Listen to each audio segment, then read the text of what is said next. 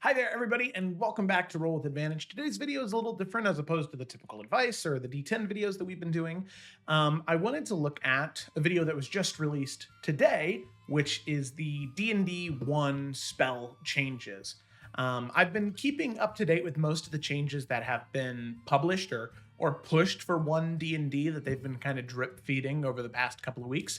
And I've been keeping an eye on the Unearthed Arcana, and I kind of wanted to dig into it today. Because the thing is, the spell video is about 25 minutes long, and not everybody has 25 minutes to dive into that. So what I'd like to do is I'd like to kind of go over some of the big changes that they talked about in the video in a shorter duration than the 25-minute one that D&D published, which if you want to check that out, you can do that here. But I want to talk about what they brought up and give some of my own personal opinions on it. As a DM with 15 years of experience and I've spent a lot of time playing this game, whether it be D&D 5e or Baldur's Gate 3.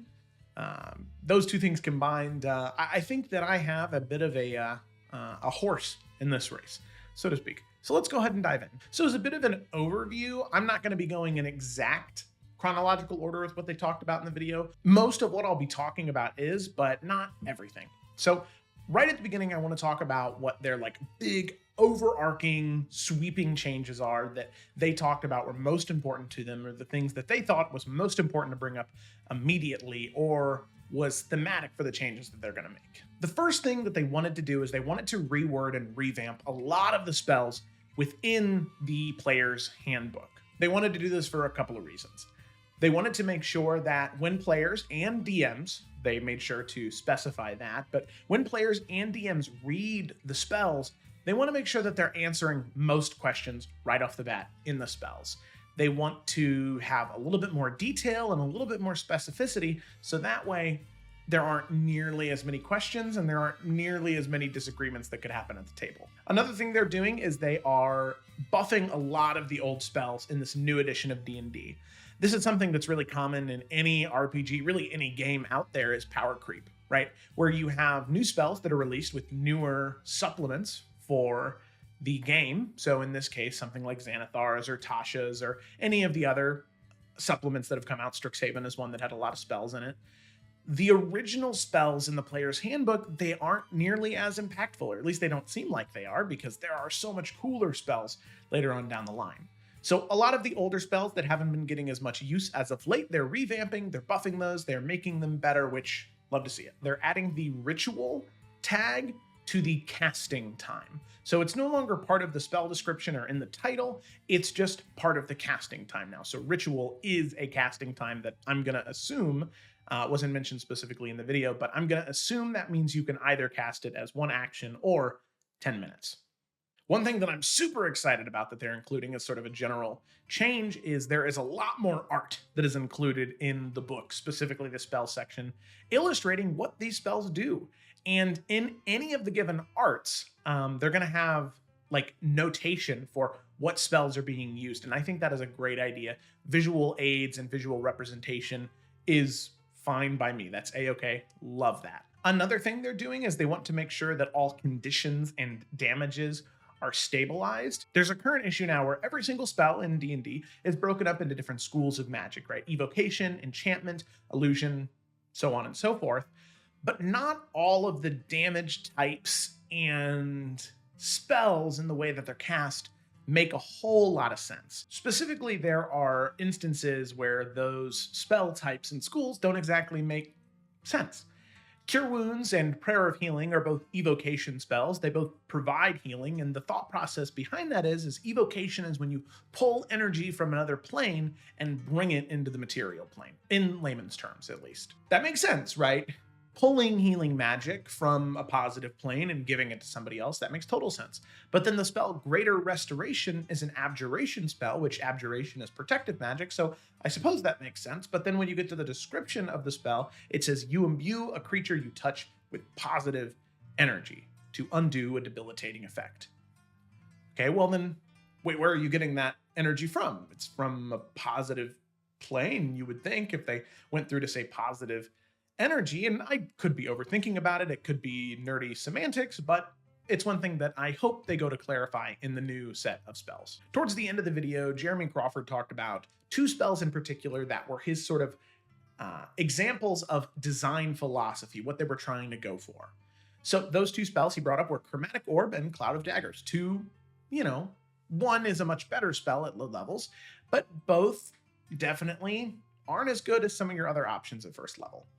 So for Chromatic Orb, he talked about how Chromatic Orb in D&D 1 can now bounce, right? Once it hits another target, it can potentially bounce to another target. And with Cloud of Daggers, he talked about how Cloud of Daggers can now be moved after you cast it. And his philosophy behind it was he wanted it to be less frustrating and more fun. And I'm all about that. However, I will say one thing to be really careful about is the more you start to prioritize fun, the looser the rules can tend to get. And then at that point, it's like, well, why do we even have a system in the first place if it's almost like there's no system anyway, since we can just kind of do whatever we want. It's a very delicate balance with designing a system and even running your games. So it's just something to keep in mind as we go forward into the rest of D&D 1. Next, what they talked about were new spells they were going to add, and they talked a lot about summoning spells, which when they first brought it up, I was really nervous. I was very nervous because I think that summoning spells and the idea of being a summoning archetype is cool, but as a DM, it can really bog down combat when somebody summons 8 pixies or whatever. Granted, people who do that, they're doing it for other reasons. They're not doing it to fulfill a fantasy of the hero. They're doing it to use polymorph 8 times in a row. But what they're doing is they're changing the way summoning works in that family of spells. That was another thing they talked about in the video, about how each collection or group of spells kind of belongs to a family that has an identity. And I really, really like that. That creates some really potent and visceral designing when you start to think of things like that. The main thing they talked about with summoning is they wanted to be less of a summon a concrete creature that gets added to the initiative order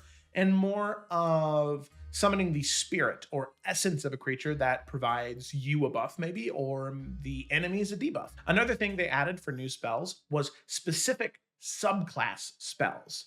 So they added an elementalism cantrip for the warrior of the 4 elements monk, which I think is a great idea. So you can just have your one cantrip to manipulate the 4 elements of earth, air, fire, water, your avatar fantasy. Dragon's Breath is now a spell automatically included with Draconic Sorcerer to build into the fantasy of the hero.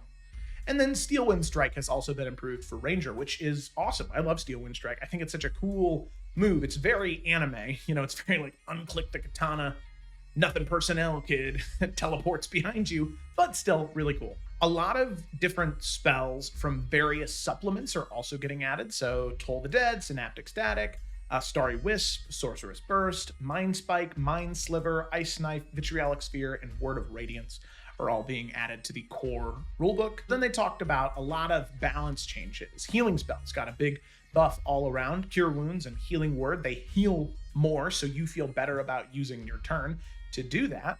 I'm sure that, especially if you get to high level play, all of you have kind of felt this way, where you cast a 5th level Healing Word, which you feel like should do more than what it does, and you heal somebody for maybe 25 points, and then they get hit for 50 by the Dragon Breath attack, and you're like, well, at least they're not dead, I guess, but I kind of feel like I wasted a turn. So that's one thing they wanted to address, was a little bit of buff for those healing spells in terms of raw numbers. Prayer of Healing got a big buff, which I really, really, really love, where not only does it heal more now, but also once per day when you use the spell, you can allow your allies to short rest, as well as getting healed by it within the 10 minutes of the casting time. That is a huge W. That is such a good buff, because it allows for like a heroic short rest for the adventurers to keep pressing throughout the day and to not lose out on as much time. They also did buff quite a few support spells. So Blade Ward and Resistance are things that they're looking at because they want them to actually be used. And they also changed the way guidance work. So from what Jeremy Crawford said, you will pick a skill and you maintain concentration on it, and they keep that bonus. So I think that's a great idea. So that way you get rid of the concept of spam casting guidance. And it also allows you to cast guidance on somebody, allow them to go in on their own, and that way they can get that bonus on persuasion checks or deception checks or whatever it may be. One thing they did say is they wanted to make changes to low-level spells based off of their use, but that was not true for high-level spells, because high-level spells tend to be a bit more niche, so they're looking at modifying those in different ways, but low-level spells based off use. So let's just hope that poor little abused and neglected True Strike gets some type of love in D&D 1, because if not, they might as well just remove it from the spell guide, because if they don't change it at all, it's done. It's over. So hopefully they add something for True Strike to make it actually useful. Another thing that was talked about was shapeshifting specifically. And one of the things that they talked about with shapeshifting was in order to unify that theme behind the family of spells, it no longer gives you a second pool of hit points to worry about. It now gives you temp HP, and when that temp HP runs out, then you revert back to your normal form. My only question about that is what if you have something that adds temp HP, right? Because you can't have temp HP from more than one source. So does that mean it drops if you get temp HP from a new source? I hope that's something that's specified. 2 final notes to end the video on. Jeremy Crawford, I just thought this was funny. Produce Flame has been fixed, so it's not nearly as frustrating in terms of action economy to use. And he said that the main reason that he came to that conclusion was not necessarily because of player feedback, but was because of his own frustration when playing Baldur's Gate 3.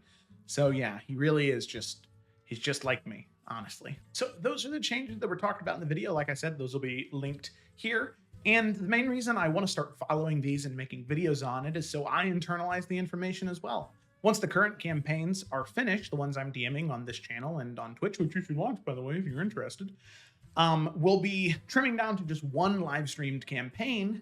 And I'm kind of tempted to use D&D 1 as the source material that we go for.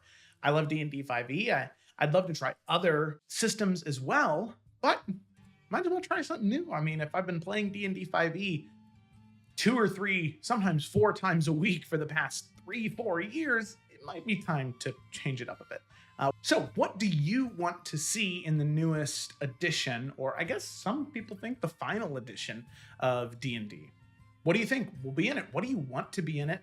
And from anything that was in Unearthed Arcana or mentioned in the video, what is something that you're still holding out hope for that they'll make it into the final edition? With that, thanks for watching, and we'll see you next time.